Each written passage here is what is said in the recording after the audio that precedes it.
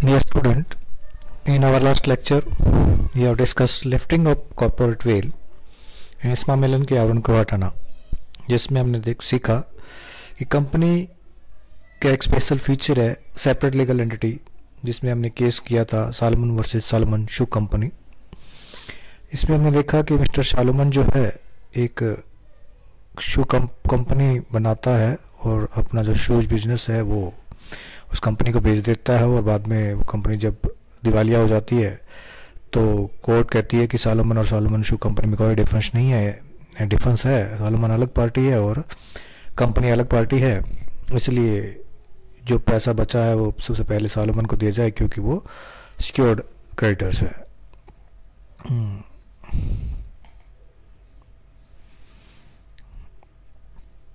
इसमें हमने सीखा कि कुछ सर्कमस्टांसेस ऐसे हैं जिन सर्कमस्टांसेस में ये जो सेपरेट लीगल एंटिटी कंसेप्ट है इसको कोर्ट मानने से मना कर देता है। इसी को कहते हैं लिफ्टिंग ऑफ कॉर्पोरेट वेल, सम्मेलन के आवरण को हटाना।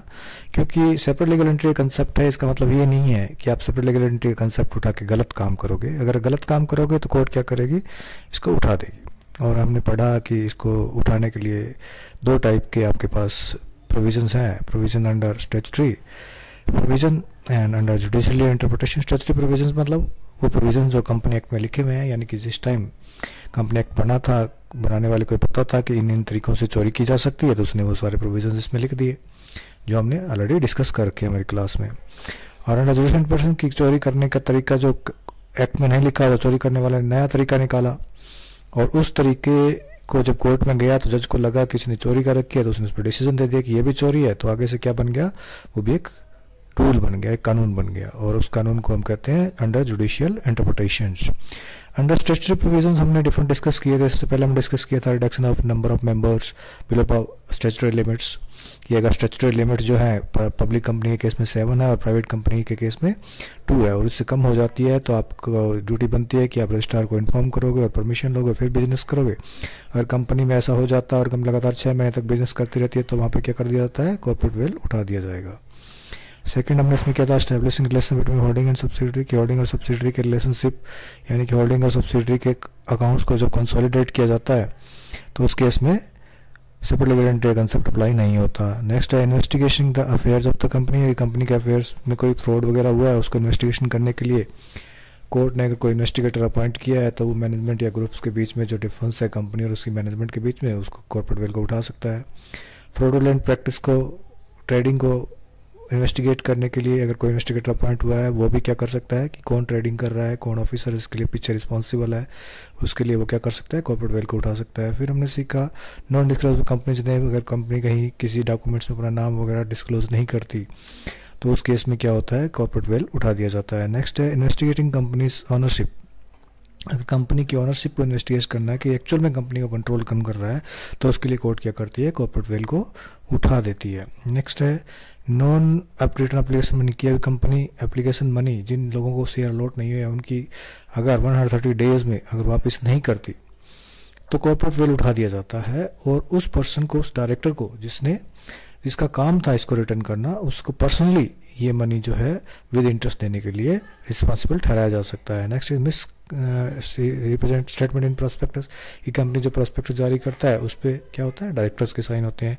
और अगर डायरेक्टर साइन करते हैं तो उसकी ड्यूटी बनती है कि उसको पढ़ ले, उसमें कोई गलत बात लिखी हो तो उसको ठीक कर दे फिर साइन करे। लेकिन अगर किसी डायरेक्टर ने ऐसा कर दिया कि उसने उसको बिना ठीक के साइन कर दिया और कोई शेयर होल्डर ने उस गलत बात को देख के शेयर खरीद लिया और उसका नुकसान हो गया, तो कंपनी ये नुकसान नहीं भरेगी। ये नुकसान कौन बनेगा, वो डायरेक्टर भरेगा जिसने प्रोस्पेक्ट काम किया, या कॉर्पोरेट वेल उठा दिया जाएगा। तो ये सब प्रोविजन ऑलरेडी हमने डिटेल में क्लास में डिस्कस कर रखे हैं। नेक्स्ट है under judicial interpretation. Judicial interpretation में क्या है कि अंडर जुडिशियल इंटरप्रिटेशंस कि कुछ चोरी करने के तरीके लोगों ने नहीं निकाले, वो केस कोर्ट में गया और जज ने क्या कहा कि ये तो चोरी है, और जैसे ही वो केस डिसीजन हुआ तो आगे से फ्यूचर में वो क्या बन गया, कानून बन गया, और उसको रेफरेंस देके फ्यूचर में अगर वैसा कोई काम करता है तो उसको क्या कर दिया जाता है, वहाँ कॉर्पोरेट वेल उठा दिया जाता है। इसमें सबसे पहला है प्रोटेक्शन ऑफ गवर्नमेंट रेवेन्यू, कि अगर गवर्नमेंट की रेवेन्यू क्या होती है, टैक्सेस होती है, कि अगर टैक्स चोरी करने के लिए कोई कंपनी बनाता है तो वहाँ पे कॉर्पोरेट वेल को नहीं माना जाएगा, सेपरेट लीगल एंटिटी को नहीं माना जाएगा। सेपरेट लीगल एंटिटी इसमें एक केस डिस्कस किया जाता है री सर डिनशो मैनेक्सी पैटिट। इसमें क्या था, सर डिनशो जो है एक रिच आदमी था जिसके पास बहुत सारी प्रॉपर्टीज थी जिनसे उसको डिविडेंड और इंटरेस्ट के रूप में इनकम आती थी। उस पर्सन के दिमाग में आइडिया आया कि क्यों ना मैं अपनी इनकम को डिफरेंट पार्ट्स में डिवाइड कर दूं, ताकि इनकम, क्योंकि जितनी इनकम ज़्यादा होती है टैक्स उतना ही ज़्यादा लगता है। तो उसने क्या किया, अपनी इनकम थोड़ा करने के लिए एक आइडिया निकाला कि उसने क्या किया, 4 कंपनीज बनाई और उन चारों कंपनीज में अपनी इनकम को, टोटल जो प्रॉपर्टी थी उसको 4 पार्ट्स में डिवाइड कर दिया। इससे क्या हुआ कि उसको टैक्स जो है रेट जो है कम हो गया।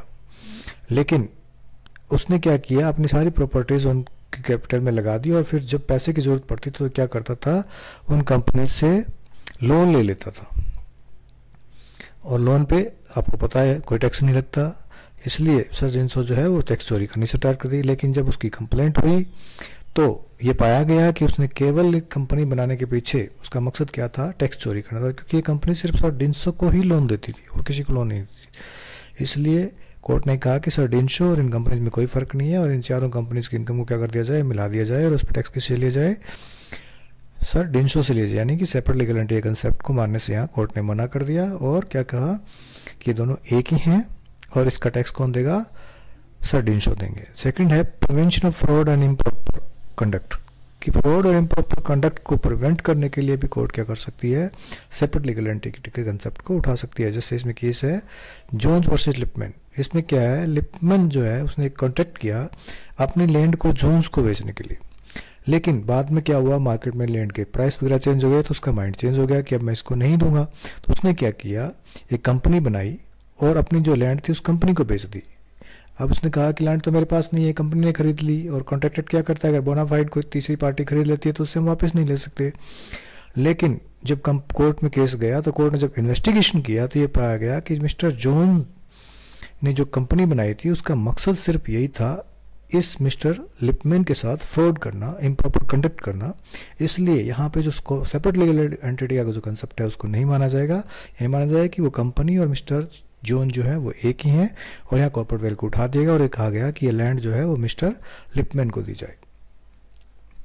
नेक्स्ट है determination of enemy character of A company, कि एक कंपनी का एनिमी कैरेक्टर डिस्कस करने के लिए भी कॉर्पोरेट वेल उठाया जा सकता है, क्योंकि दो कंपनीज में, जब 2 कंट्रीज में अगर युद्ध स्टार्ट हो जाता है तो उनके आपस में कोई जो है बिजनेस नहीं होता, ट्रेडिंग नहीं होती। इस केस में एनिमी कैरेक्टर जो है बिजनेस का वो डिसाइड किया जाता है। इसमें केस है Daimler company limited versus container tyre rubber company limited. इसमें क्या था कि एक कंपनी थी जिसके रजिस्ट्रेशन इंग्लैंड में हुआ था, लेकिन इसके डायरेक्टर जर्मनी के थे और ज़्यादातर शेयर होल्डर भी कहाँ के थे, जर्मनी के थे। और जर्मनी और इंग्लैंड के बीच में क्या होगा, एक युद्ध शुरू हो गया। तो इसकी किसी कंपनी ने कंप्लेंट की कि ये जो कंपनी है एक एनिमी कंपनी है, इसलिए इसको बिजनेस करने से बंद किया जाए।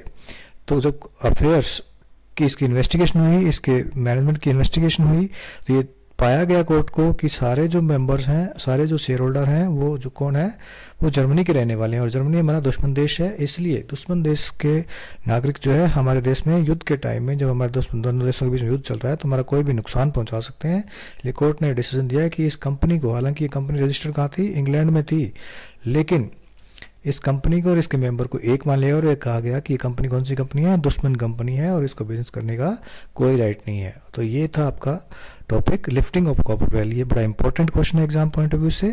तो कॉर्पोरेट वेल कैसे उठाया जा सकता है, कॉर्पोरेट वेल उठाने का मतलब क्या है कि वहाँ पे जो सेपरेट लीगल एंटिटी कंसेप्ट है उसको नहीं माना जाता। और ये 2 सिचुएशन में हो सकता है, एक अंडर स्टैट्यूटरी प्रोविजन यानी वो कंपनी एक्ट में जो बातें लिखी हुई है उनके अकॉर्डिंग डिफरेंट सेक्शंस में, और दूसरा अंडर जुडिशियल इंटरप्रिटेशन यानी जजेस ने डिफरेंट केसेस में जो डिसीजन दिया था उन डिसीजन बेसिस। और अंडर जुडिशियल इंटरप्रिटेशन में हमने जो 3 केसेस किए हैं, इन तीनों केसेस को आपको एग्जाम में याद रखना है और एग्जाम में कोट करोगे तभी आपको इस पॉइंट्स के मार्क्स मिलेंगे। तो ये तीनों केसेस आपको अच्छे से याद रखें हैं। तो ये क्वेश्चन आपका इंपॉर्टेंट क्वेश्चन कंप्लीट हुआ। Thank you very much.